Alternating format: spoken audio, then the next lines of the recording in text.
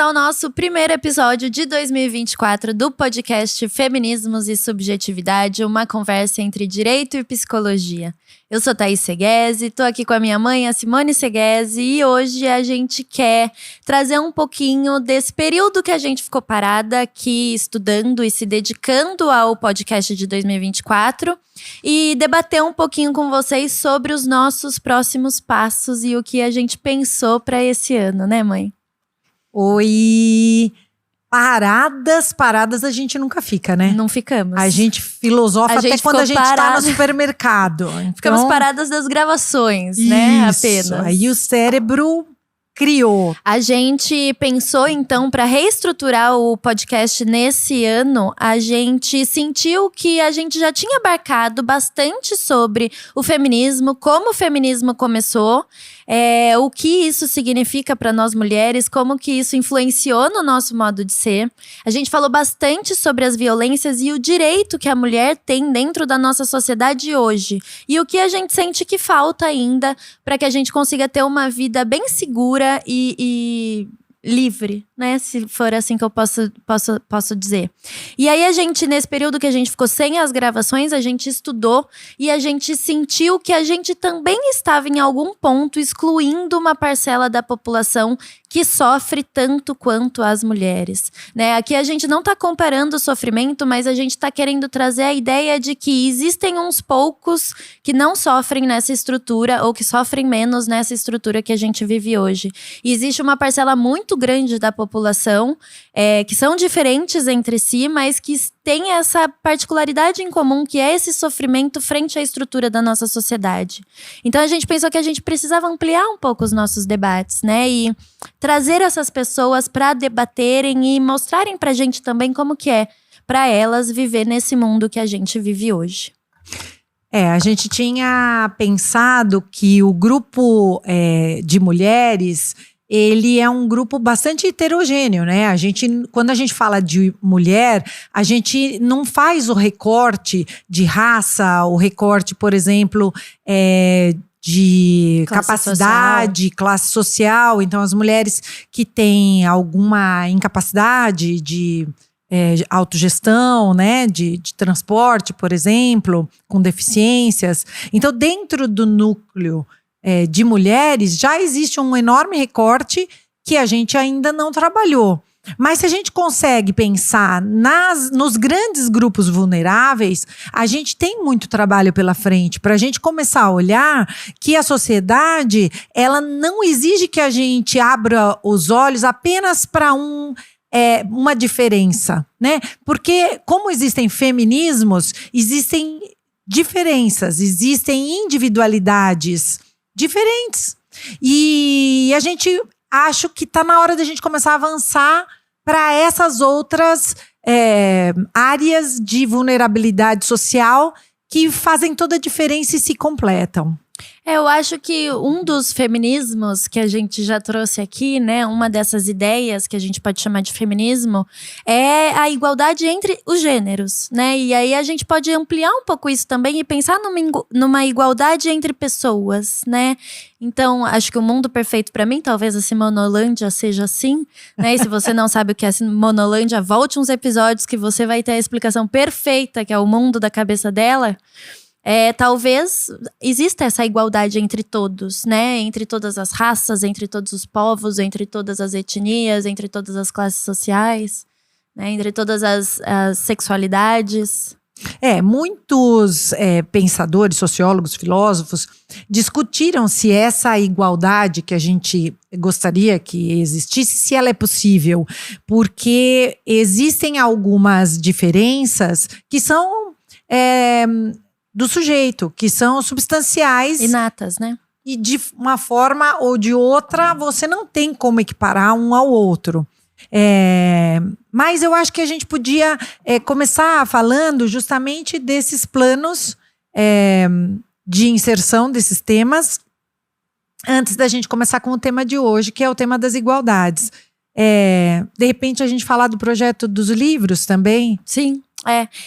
Eu acho que vou falar por mim, né, pra gente tentar trazer um pouquinho dessa questão bem natural, mas foi nessa pausa das gravações que eu sentei, comecei a ler e comecei a perceber o quanto, e a partir de alguns feedbacks de vocês, o quanto a gente estava muito voltado para as mulheres. Então a gente fala com as mulheres. E aí eu fiquei me questionando quantos outros sujeitos também não estão ouvindo a gente, não estão sofrendo e talvez não se sintam tão acolhidos como as mulheres têm se sentido, né? E aí foi isso que me fez parar um pouco e voltar uns passinhos para trás, né? Eu tava relendo aquele livro das Mulheres que Correm com os Lobos, acho que eu até trouxe no último episódio alguma coisa sobre ele.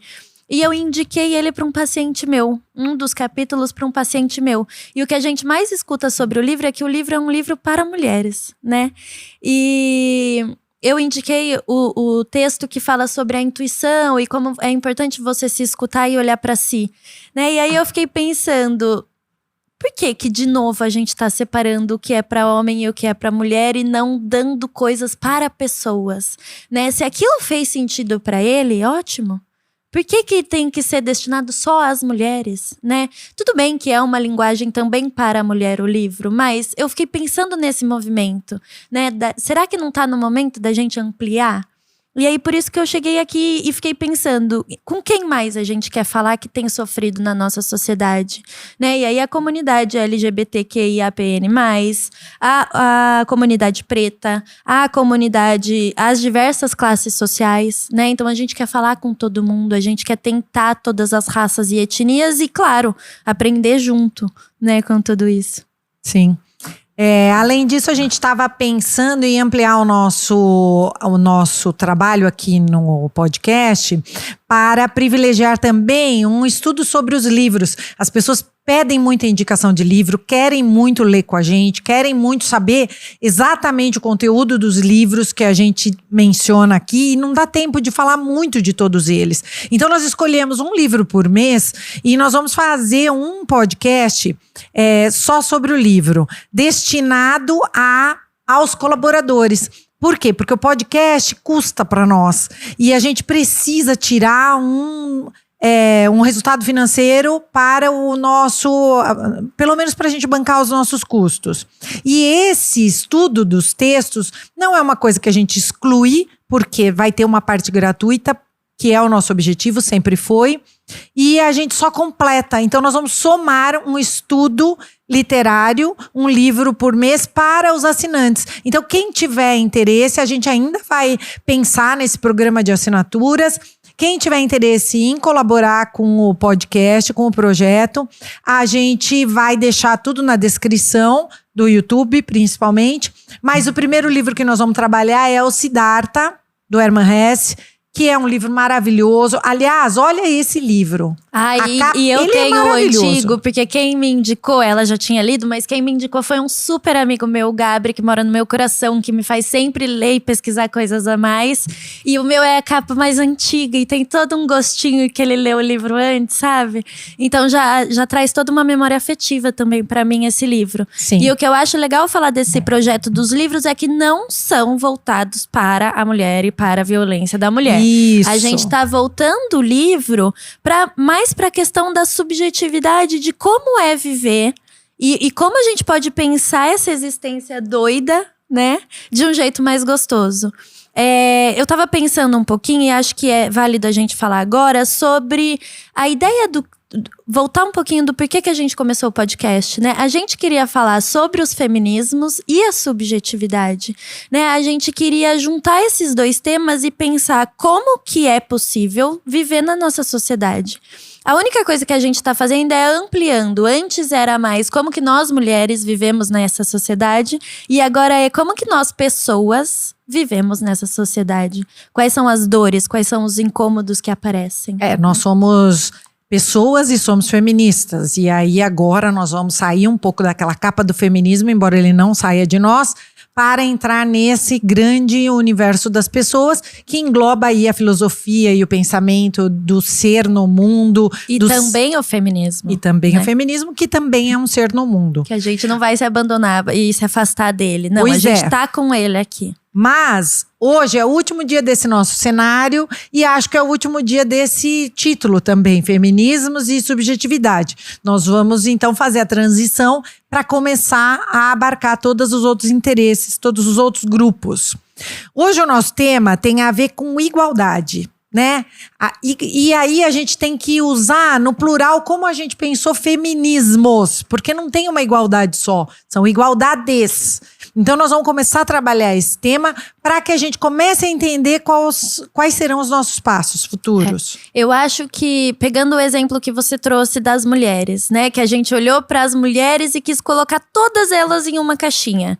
E já ficou difícil, né? Porque dentro do grupo das mulheres que sofrem violência, a gente tem o grupo das mulheres pretas que sofrem violência. A gente tem o grupo das mulheres brancas que sofrem… E por aí vai. Pobres. Né? Pobres, ricas, pretas e ricas, brancas e pobres e etc. Então, são muitas caixinhas que a gente tem que ir pondo pra gente conseguir englobar todo mundo. Por isso, igualdades, né? Porque não é eu dar a mesma coisa pra mim que eu dou pra minha mãe, por exemplo.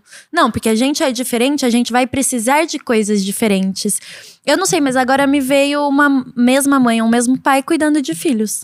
Né, você teve provavelmente que ser diferente, provavelmente não, com certeza, que ser diferente comigo do que você era com o Lucas. Sim. Né, que é o meu irmão. Então, somos, por menores que foram essas diferenças, você teve que dar oportunidades, coisas e colocar regras diferentes para nós, para que a gente tivesse, talvez, o mesmo resultado lá na frente, né? Sim.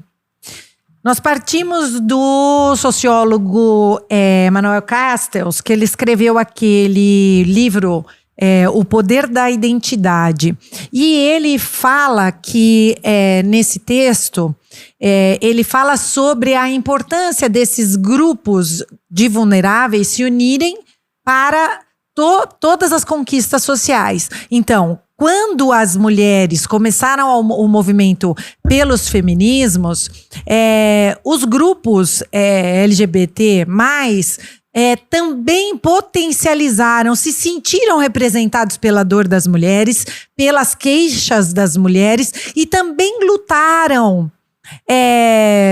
juntamente com as feministas para conquistas próprias. Então, Manuel Castells diz, os grupos que são grupos vulneráveis, se unidos, são a grande maioria. Uhum. E aí sim as conquistas acontecem. Então, partindo desse pensamento de Castells, a gente começa a entender por que a gente não pode falar só da demanda da mulher. Porque dentro da demanda da mulher tem outras demandas, inclusive a demanda da comunidade LGBT+, porque tem também uma representatividade no mundo aí do feminino e do masculino. Sim, até, por exemplo, a questão do racismo.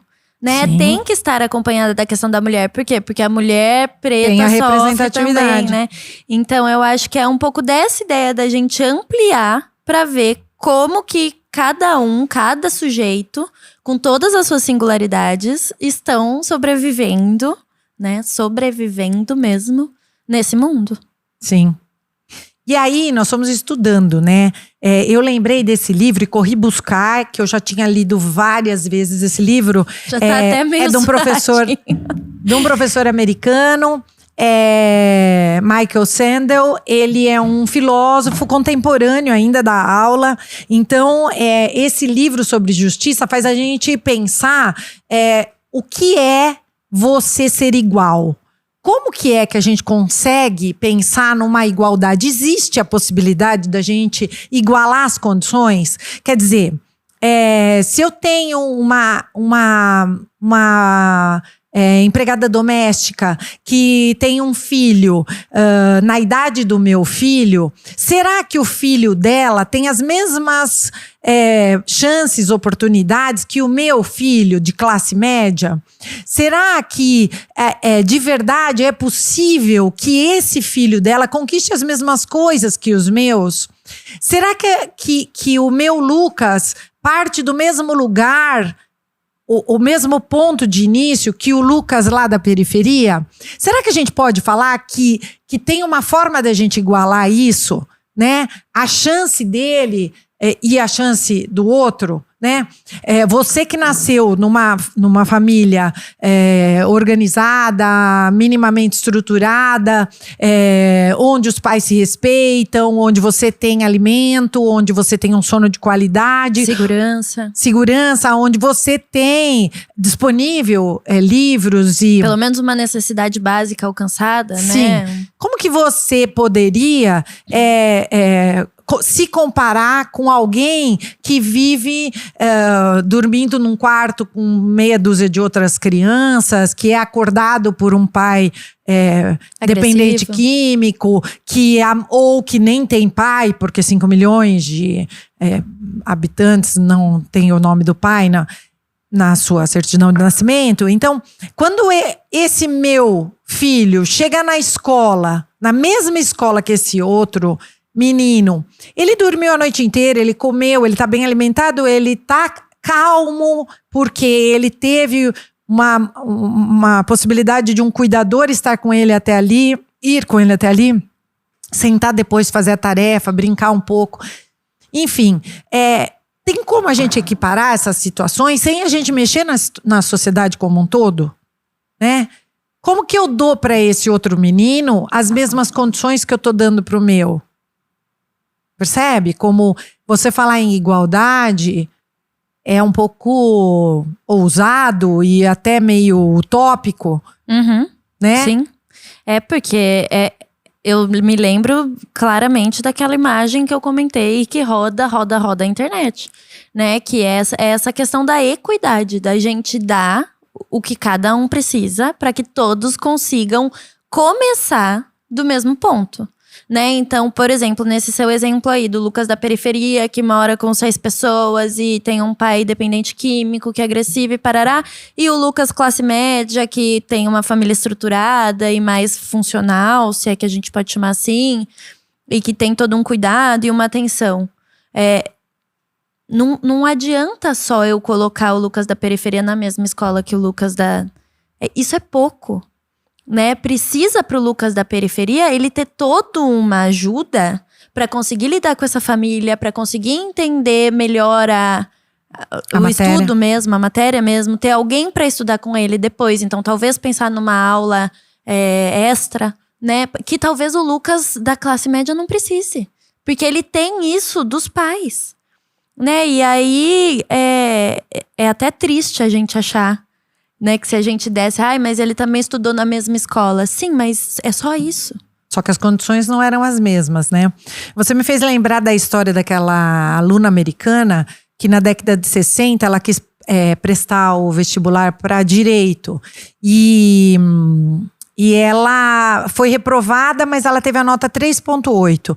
Quando saíram os resultados finais, ela foi olhar na lista de aprovados e ela viu que tinham pessoas negras que tinham tido nota 3,5 e tinham sido aprovadas. Então, ela entrou com uma ação pedindo à Suprema Corte que aquela lista de aprovação fosse revista, porque ela se sentiu sofrendo preconceito invertido. Ela, mulher branca, teve uma nota mais alta, 3,8, do que os negros, 3,5. Ela foi reprovada e os negros foram aprovados com uma nota menor. E a Suprema Corte, na época, respondeu que não era possível se falar em discriminação invertida, vez que ela participou desigualmente, porque ela já partiu de um lugar… né? Mais privilegiado. Por quê? Porque ela teve estudo de maior qualidade e não tinha necessariamente a ver com a cor da pele do participante, e sim com a qualidade de estrutura social que ele tinha. Então, coincidentemente, aqueles participantes estavam pela cota… Que não é também uma coincidência, né? Exatamente, que dá também pra toda gente a estrutura explicar. aí da sociedade escravocrata. Sim. É como se numa linha de chegada, numa corrida de 200 metros, um saísse do 0 e o outro saísse da linha de 100 metros já. Sim. Né? Então é mais ou menos essa ideia. Não é injusto todo mundo começar do zero. E é injusto essa menina que começou da linha dos 100 metros, enquanto os outros estavam lá no zero, querer que a nota dela, 3,8, que é maior realmente do que essa, fosse suficiente. E aí a Suprema Corte disse isso pra ela. Quer dizer, você, branca, com a quantidade de estudo que você teve, com a vida que você teve, 3,8 é ridícula a sua nota. É ridícula. Porque você já parte como se os caras tivessem começado a correr com 3 sacos de cimento nas costas. E ainda assim você tá reclamando? E aí, o Sandel fala também de uma aprovação em um curso. Deixa eu lembrar. Em 1951, Martin Luther King também foi aprovado em um curso com a menor nota, com uma nota muito abaixo da nota média. Então, ele foi aprovado com uma nota muito inferior aos outros participantes. E aí, ao longo do curso, ele foi se capacitando e alcançou e ultrapassou, como todo mundo sabe, não preciso contar a história, todos os brancos que estavam ali no mesmo grupo de estudantes que ele. Então, se a gente não der condições diferentes para pessoas que estão numa situação diferente, porque eu não estou falando que tem pessoas que são, por natureza, inferiores, mas estão em condições de inferioridade em algum momento, se a gente não der uma forma de equiparação, a gente não tem a verdadeira justiça. A gente não está dando a verdadeira oportunidade. Para os desiguais, tem que ter tratamento desigual. Porque são desiguais, né? Sim.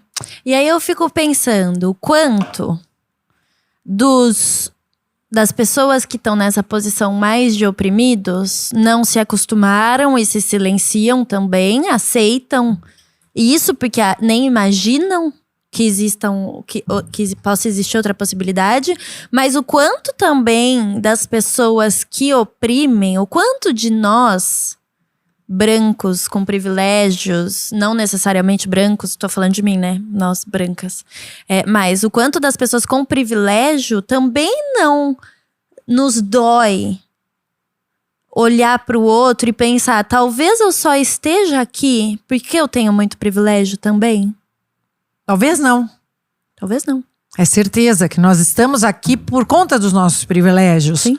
Nós estamos aqui, nós tivemos disponível essa quantidade de livros e é por isso também que a gente começou essa ideia de dividir um pouco o nosso estudo com você que não tem essa possibilidade. E não estou falando só que você não tem a condição financeira para comprar livros, não. Eu estou dizendo que às vezes você não tem tempo, você não tem condição. Então às vezes você nunca teve o estímulo da leitura e nem sabe como começar a ler um livro difícil como esses que a gente traz de vez em quando, né? A gente também traz livros fáceis, de leitura mais fácil, mas não é a coisa mais fácil do mundo você ler Foucault, você ler Nietzsche. Porque a gente vai numa crescente, você começa com um texto e essa paciência é ensinada.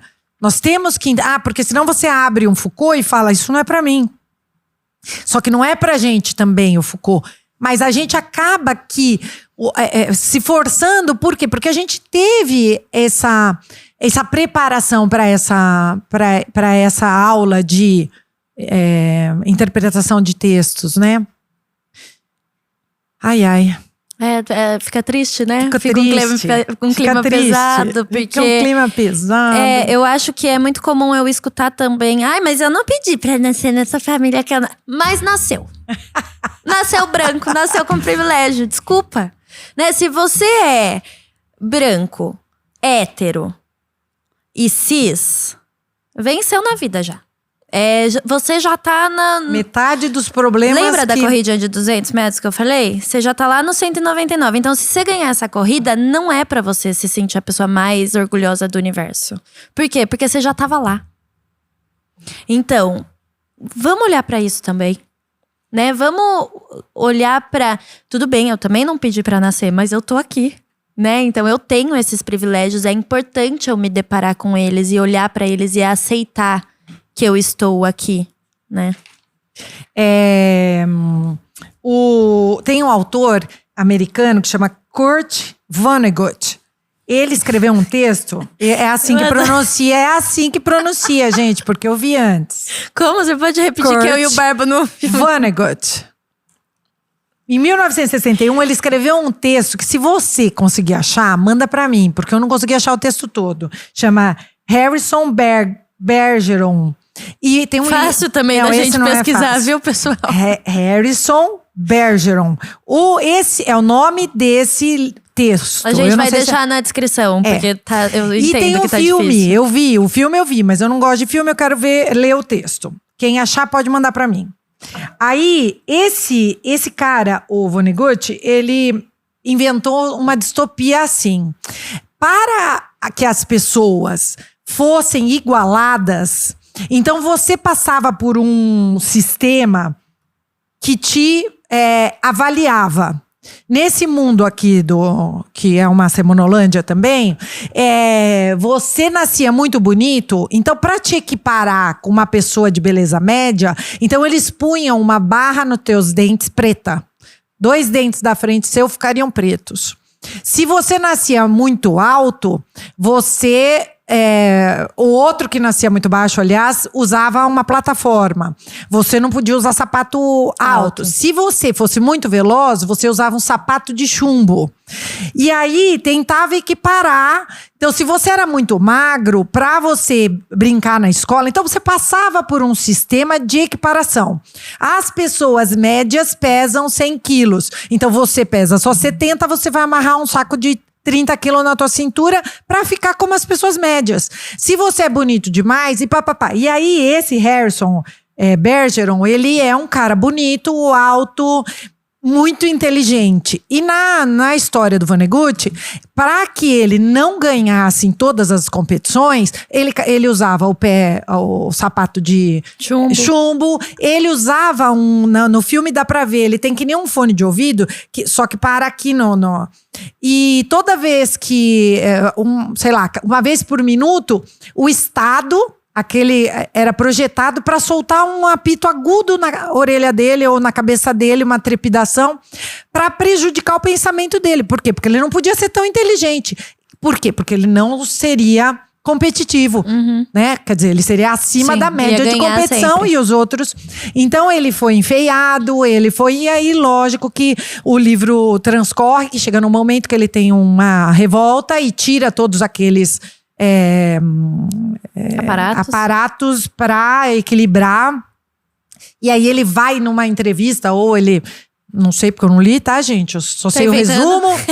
E aí ele provoca todos os outros que tirem também os seus aparatos, porque não é justo que a gente não possa usar todas as nossas potencialidades porque o outro não tem. Então, nasceu feio, azar dele. Eu sou bonito. Nasceu burro, problema dele. Eu sou inteligente. A revolta dos privilegiados. Veja como essa história, que é de 1961, ela desenha exatamente essa ideia de que não dá pra gente pensar em igualdade sem a gente pensar em algum instrumento para trazer o vulnerável minimamente próximo do privilegiado. Aí eu fico pensando que a dificuldade disso é que daí quem vai dominar o mundo não vão ser as pessoas que estão dominando hoje. E aí, tudo bem? Para as pessoas que não estão hoje no poder? Sair dessa posição de inverter? Poder? Né? Nem inverter, porque vocês não se acham tão bonzão, boazonas e tchan. Só lutar na mesma... sabe a luta de boxe, de lutas, que tem, você pesa 60 quilos, eu 60, a gente luta junto. Se você pesa 70, você vai lutar com o de 70. Outra categoria. Vamos fazer isso e ver qual é que é, se você vai continuar ganhando as lutas, né? E aí, enquanto a gente foi falando dessa questão das igualdades e etc, eu fiquei pensando que a nossa sociedade tem a necessidade de achar que todo mundo é muito igual. Né, eu acho que a cada ano que passa isso tá mais presente numa parte da sociedade. Então, nas redes sociais, por exemplo, né, essa vida, as pessoas tentando se tornar iguais a quem elas acham que é o modelo ideal. Então, se você for ver a questão física, Tá todo mundo com a mesma cara já, hoje. Né? Todo mundo fazendo o mesmo procedimento. Eu não quero ter o meu nariz, eu quero ter o nariz da fulana de tal. Né? Então, eu me lembrei até do Bauman, que fala sobre o quanto a gente precisa se sentir parte. Né? O quanto existe essa ideia de... essa necessidade de algumas gerações da gente se sentir igual. Né? Exatamente igual. Tudo igual. Então eu quero ser bonita igual Paranã. Eu quero ter o cabelo igual Paranã. Né? E aí a gente vai perdendo a nossa singularidade. E o quanto isso é prejudicial também para a saúde de tudo. Dos nossos relacionamentos, da nossa vida com a gente mesma. Porque se eu perco quem eu sou... E não tô falando de um nariz reformado, né? De coisas um pouco mais profundas também. Mas se eu vou perdendo quem eu sou... Eu também não sei o que eu tô fazendo aqui. Eu tô vivendo a vida de outra pessoa, talvez, e não a minha mesma, né? O Bauman também, ele tem um texto sobre um estudo que ele faz sobre as tribos que fazem tatuagens. É, desse livro que eu lembrei. E essa... ele fala da tatuagem, do bullying e de outra coisa nesse livro, de 3 eu lembro tópicos. Que ele diz dessa originalidade de cada corpo em ter a sua marca, que é um sinal distintivo, né? Sim, que você teve uma geração, né? Uma troca nas gerações. Acho que da sua pra minha, ou talvez alguma coisa assim, não vou me recordar o certo.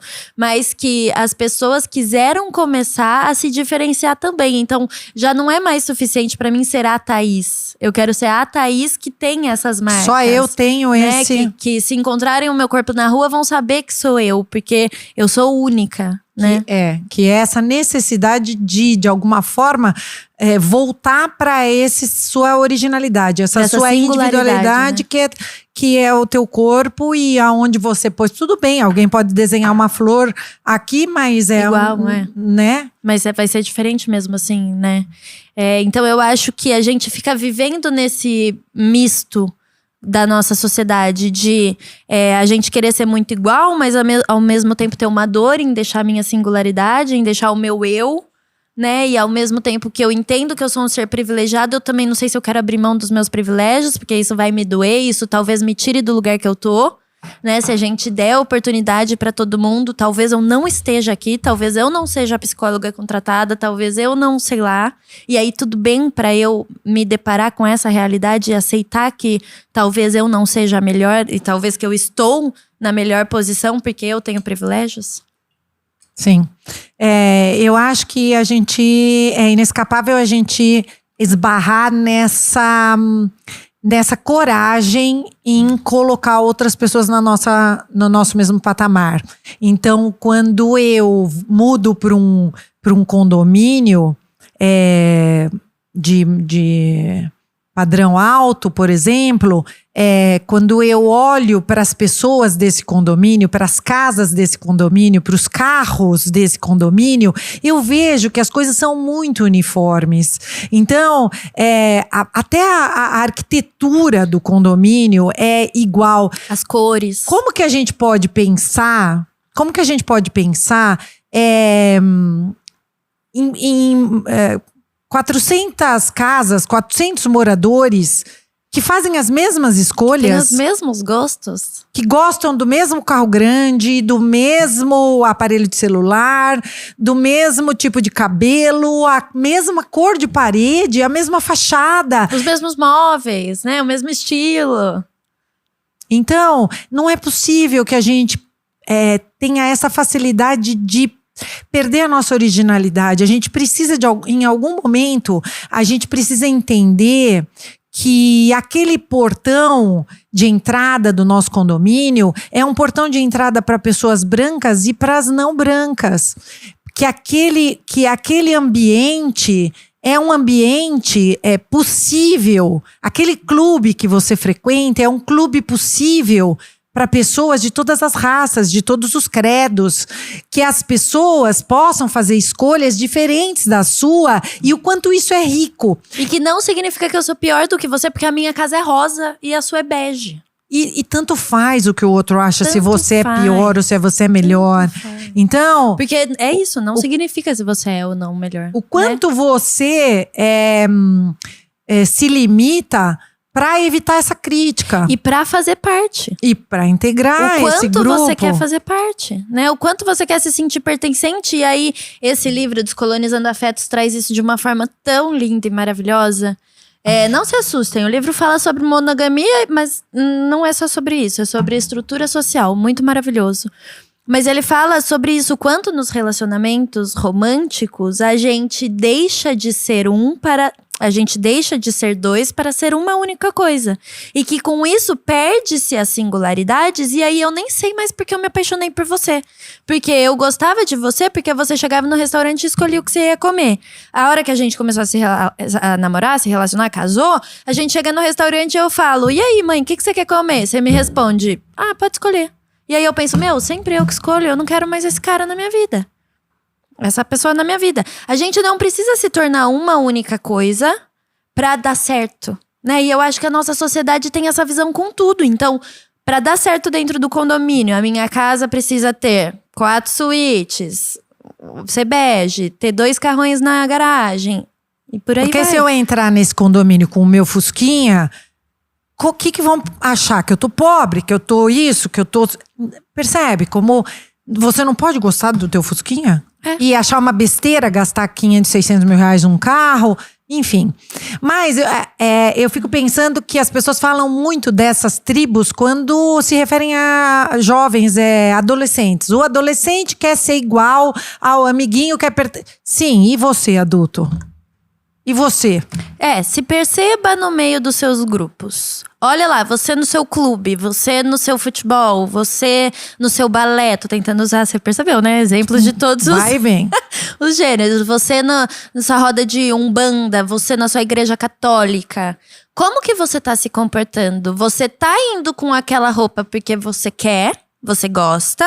Ou porque é aceito? Ou porque você acha que você vai ser aceita? Né, por aquela roupa. Porque você acha que você vai se igualar aquilo que você tem com que aquele fazer outro. pra pertencer. Pra pertencer, E eu acho que a gente faz muito isso, né? De tentar se igualar dessa forma que não é a igualdade que a gente tá falando, né? Que é todo mundo ter o mesmo carro, por exemplo, no mesmo condomínio. Pra tentar se sentir melhor. Se sentir igual, não se sentir julgado. Nesse Réveillon, eu fui para um templo budista, porque eu queria muito, eu quero muito, por todos os anos, entender como é que as outras sociedades, os outros núcleos da mesma sociedade passam o Réveillon.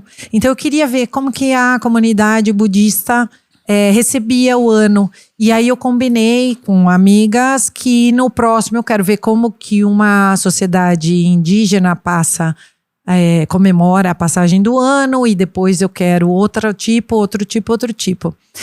E aí eu percebi que quando alguém me perguntava: onde você foi no Réveillon? Eu fui passar numa comunidade budista, num templo budista. Nossa, mas não tem nada a ver com a tua cara. E aí a pergunta é: qual é a minha cara para você? Quando você olha para Simone, quem é a Simone para você? E aí eu vou mais a fundo, porque eu vejo uma Simone, o Barba vê outra Simone, o meu filho vê outra Simone. O seu filho, no caso eu não tenho filho. O seu filho, meu irmão, vê outra Simone. Né? Então, se você tiver que se moldar para cada pessoa que te vê com uma lente, você tá ferrada? Que Simone que eu quero ser, né? Pra quem, né, você tá sendo essa Simone? Porque nesse exemplo, você foi a Simone pra Simone. Você foi lá no seu templo budista porque você quis, né? Eu achei louca. Meu irmão, louca legal. Meu irmão achou que tinha probleminha, precisava levar pro psiquiatra. Então, essa amiga, essa pessoa que eu não sei quem foi, falou: nossa, nada a ver com você. Se você tivesse esperando um retorno, uma aprovação desse outro, já teria saído 3 casos pela culatra, né? Porque eu curti com você, óbvio, mas eu falei: meio doido, hein, mãe? Passar o bem a virada do ano novo num lugar que você não sabe como vai ser, etc. O Lucas teve outra reação. E essa pessoa, uma terceira reação que te colocou ainda num lugar de questionamento, né? Nossa, mas nada a ver com você. E aí você tem que pensar, tá, e o que tem a ver comigo? Então, mas mais do que isso, o que eu tava pensando é que a mulher de 50 e poucos anos, da minha classe social, com a minha profissão, faz o quê no Réveillon? Não, eu acho que engloba muito mais coisa. Você é extrovertida, você tá sempre berrando, gritando, fala alto, fala palavrão. Aqui não, porque a gente tem muito respeito. Faz várias coisas que… Ai, Simone, você medita? Como você consegue passar 4 dias enfiada num templo de meditação, de budismo? Né? Então eu acho que aí a gente entra nos estereótipos, que entra na questão de quem sou eu, que entra na questão das igualdades, né? Então eu acho que é um pouco isso. Te colocaram num lugar que era pra você estar onde? Num resort, na praia? Com a sua taça então, de mas champanhe? eu acho que é isso. As pessoas, nós todos acabamos que pensando, por que ela está escolhendo tão diferente do que eu escolheria ou do que a maioria escolhe, do que essa tribo que ela vive escolhe. E é isso que a gente acaba fazendo com todo mundo, porque daí, em algum momento, para alguma pessoa pode ser, gente, eu tô louca mesmo, por que eu vou fazer isso? Não vou. Sim. E aí você Nada acaba a ver não comigo fazendo. mesmo, né? Você acaba não fazendo. O que pode ser uma experiência horrorosa, mas pode ser uma experiência legal ou pode ser simplesmente uma experiência Que você quis fazer.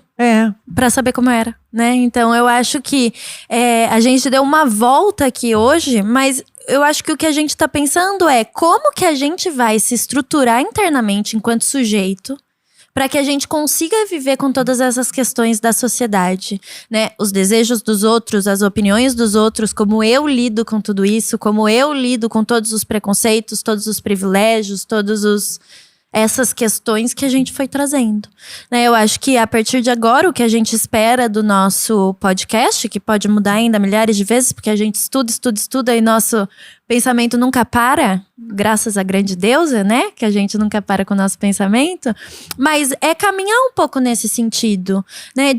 Claro que cada episódio vai ter um tema, mas sempre embasado nessa ideia de, tá, e como que esses sujeitos estão vivendo?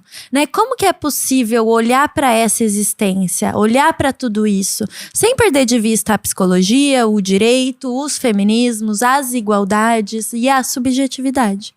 E eu acho que já é um perfil muito característico nosso, usar, como Foucault ensinou pra gente, os textos como caixas de ferramenta. Então, quanto mais tempo a gente fica parada lendo, as férias pra gente, é isso, é mudança de rota. Férias para nós tem a ver com usar aquelas provocações, as ferramentas que os livros nos dão, pra gente repensar coisas… por diversas vezes, mesmo que aquilo já foi repensado, remastigar. Não só da questão profissional, não só né? de questão nenhuma. Não só de questão nenhuma. Então, de repente, essas provocações de… por que você também não pode conhecer alguma coisa nova, né? Diferente. Por que você não pode chamar alguém para escutar o podcast com você que não tem a ver com esse núcleo de mulher, de violência, de… Por que você não pode imaginar que talvez alguém, e tô falando da gente também, que talvez alguém fora dessa realidade não possa querer entender o que a gente tá falando, né? É isso. Então, a partir desse ponto que nós chegamos aqui e que não é imutável, podemos alterar a qualquer momento. Alteraremos. Nós convidamos vocês a começar a leitura de Siddhartha, do Hermann Hesse. É um texto muito gostoso, muito simples, muito impactante. Você vai lendo, vai parando, fecha e fala, peraí, que isso aí tem que entrar aqui. Eu fiz isso a primeira vez que eu li, a releitura também. E aí nós vamos trazer as nossas impressões e a gente quer contribuir de alguma forma para te estimular a leitura também. De repente, uma parte do livro que você não conseguiu interpretar, a gente traduz. A gente quer fazer uma parte de perguntas, né? De que vocês deixem perguntas sobre o livro escolhido para que a gente possa responder a essas perguntas no nosso episódio do podcast. E mais do que isso, pensar como que o livro bate na nossa vida. Né? Como que a gente usa dessas leituras para pensar a nossa própria vida, que é única, que é singular, que cada um vai ter que fazer na sua casa, do seu jeito. Mas como que a gente consegue se apoiar nisso e, como Foucault disse, né, pegar essa caixa de ferramenta e usar na minha vida do jeito que eu acho certo. Né? Não é uma coisa imutável, não é uma coisa que a gente vai dar pronto para você pegar e… Não existe isso. Até porque…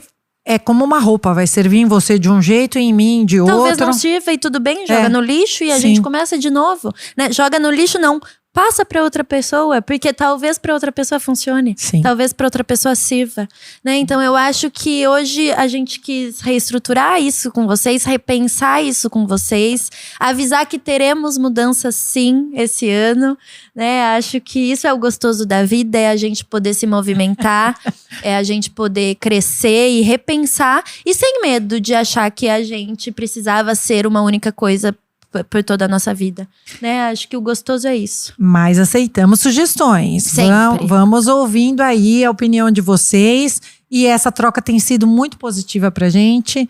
A gente não desanima, ao contrário. Isso aí estimula. Muito. O resto das coisas vão ficar mais ou menos iguais. Então os episódios vão sair quinzenalmente em todas as plataformas digitais. A gente tá no Instagram também, @feminismos e subjetividade. E a gente vai se falando por aqui nos comentários. Se quiserem mandar mensagem pra gente, a gente tenta se fazer sempre disponível, né? Um grande beijo e até o próximo episódio. Tchau, tchau.